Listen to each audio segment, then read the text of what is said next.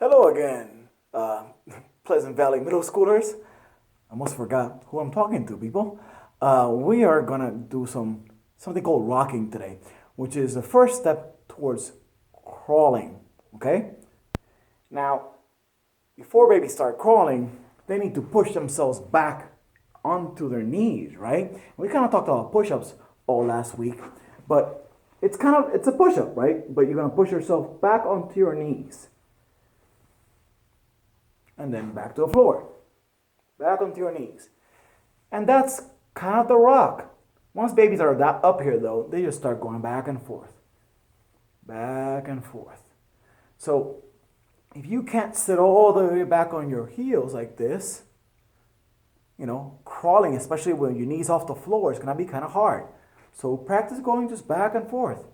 You can really go forward as much as you want.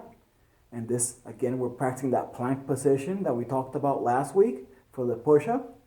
And all the way back. All the way forward, all the way back. You can go chest to floor.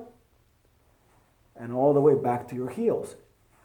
That rocking movement will not only get you better at push-ups, but it will also get you better at all the crawling movements that we're going to practice this week. Now, once you start kind of going more towards crawling, then we start moving the hand, right? If we can rock and move that hand, now it obviously looks more like crawling. You can even reach out. Reach out. We talked about how babies reach to get stuff, right? But this is slightly easier. Just put the hand down.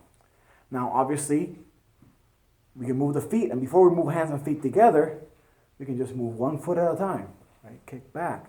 And again, we're rocking back and forth, making sure our hips and our shoulders, our wrists and our ankles can take the crawling, right? Are strong enough and flexible enough to do all the crawling we're going to do.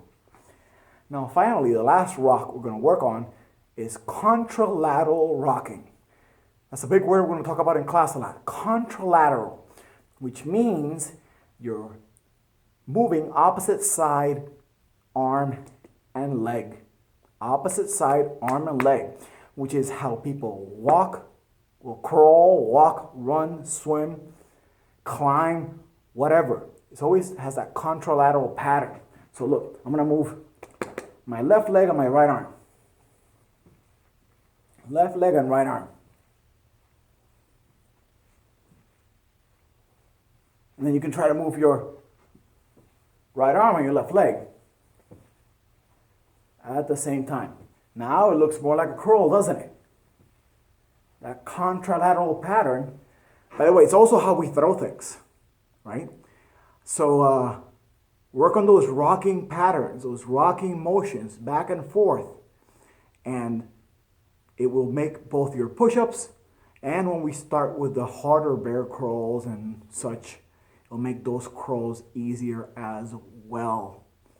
If that hurts your wrist, sometimes that movement hurts your wrist, especially when you come up here, then keep it smaller. If it hurts your ankles, then don't go all the way back, right? But little by little, make that rock larger. And again, that will make your all the muscles around your wrist and your ankles more flexible and stronger. That's it. Have a great day, and I'll see you in class.